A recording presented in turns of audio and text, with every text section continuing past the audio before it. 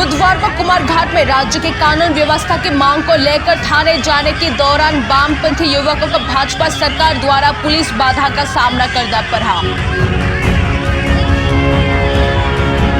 गठबंधन सरकार के तहत राज्य में कानून का राज लूटा जा रहा है, जिसे लेकर सीपीआईएम सहित आम आदमी भी शिकायत कर रहा है। इस वजह से सीपीआईएम का दो युवा संगठन डीवाईएफआई और टीवाईएफ ने इस बार पुलिस के बाधाओं को न मानकर कानून व्यवस्था को पुनरुद्धार करने की मांग का ज्ञापन सौंपा।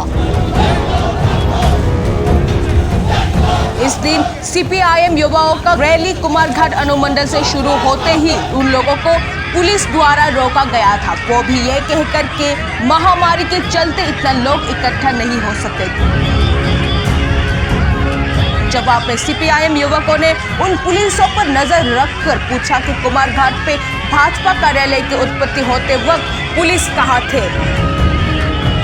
भाजपा का हर दिन के कार्यक्रम के वक्त कोविड नियम कहाँ थे? पुलिसों के पास कोई जवाब नहीं था।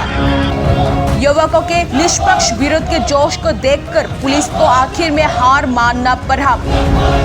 बाद में युवकों ने पुलिस के बाधाओं को न मानकर कुमारघाट अनुमंडल का पुलिस अधिकारी को ज्ञापन सौंप दिया। उस दिन डीवाईएफआई का नेतृत्व कर रहे थे राज्य संपादक मृण्मय पाल और राज्य कमेटी का सदस्य चयन शुक्ला बोइद और अन्य लोग। हमारे कुमारघाटे बेकार लागू ना আমরা এখানে সম্ভব হইব না, তখন আমরা এখানে লিখে উন্নয়ন হইব কি লিখে দেখো স্যার আমি কিছু বুঝতেই পারবো না। ঠিক আছে কালকে যে একটা কথা আমরা কিন্তু মানছি আমরা কোঅপারেশন করতেছি আমরা কোঅপারেশন করব পাবি কালকে এখানে কি আইন দেখাই অফিস ওপেনিং হইছে এখানের মধ্যে এত মানুষ জড়ো করে অফিস ওপেনিং হইছে কালকে আপনারা তখন কই আসলেন?